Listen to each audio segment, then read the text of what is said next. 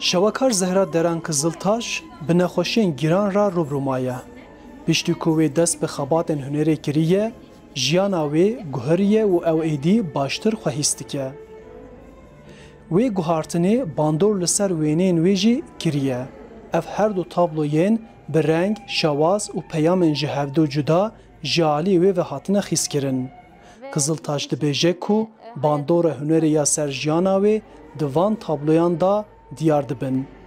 Arkamdaki iki tane karakter bir tablomuz var. Her du tabloyên pişt min jiyana min nîşan didin. Wêneyê aliyê rastê derûnî û demboriya min nîşan dide ku ez tim di nava nexweşî û zehmetî de bûm û zêde dernediketim derve. Wêneyê aliyê din jî bi ketina nav hunerê an ku vegera min e ya nav jiyanê diyar dike. Kızıltaş 24 salî ye û ev 6 salin bi nexweşiya gurcikan û qerekê ketiye. Wê beriya 2 salan dest bi xîzkirina wêneyan kiriye û ev cara yekê ye ku wêneyên wê di pêşengehekê de tên nîşandan. Ew bi 10 tabloyan beşdarî pêşengeha wêneyan ya bajarvaniya riya armûşa wanê bûye. Bir zamanlar psikolojik... Demekî derûniya min pir xirab bû û min dest ji jiyana xwe berda bû. Ez gelek caran diçûm nexweşxaneyê û pişt re jî yekser diçûm malê. Ev tim bû min dibû tengahî. Lê niha ji nexweşxaneyê derdikevim û têm cem mamoste û hevalên xwe û bi kêfxweşî hunerê ve mijûl dibim. Ez bi saya mamoste Semra ketim nava hunerê û niha pir bextewar im. Di pêşengehê da 130 berhemên ji aliyê 28 şagirtan ve hatiye amadekirin tên nîşandan. Mamosteya hunerê Semra Bayat dibêje ku di nava şagirtên wê da kesa herî serkeftî Kızıltaş e. Çok büyük bir isteği var. Sanata Ji bo hunerê xwestekeke wê pir zêde heye û li gor çavderiyên xwe dikarim bibêjim ku ew evîndara hunerê ye.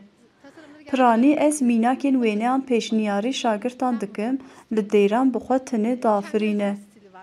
Şeweyekî wê ya bi taybet heye û dixwaze wê rêyê da biçe. Hêvîdarim saxlemiya wê baş be û em wê wek şewekarek mezin bibînin. Pêşengeha wêneyên ku bi şewazên nûjen û kevneşopî hatine xîzkirin dê heya hefteyek din pêşwaziya hunerhezan bike. Ez salonê hatim êpê xweşa min çû. Fîgürê zev rengîn hatine çêkirinê. Bi şakirta hatine çêkirinê ama gelek profesyonel fîgür hene vira. Ew zev xweşa min çû. Kedeke mezin heye. Destê wan sağ be. Li gor Kızıltaşê dermanê herî baş, huner û keyfxweşî ye. Ew bi taybet bang li kesên ku bi nexweşiyan ra rûbirûmayî kir û got ku bila bi hunerê ve alaqedar bin, ji ber ku huner jiyanê rengîn dike û wateyeke mezintir dide mirovan. Arif Aslan, Dengê Amerîka, Wan.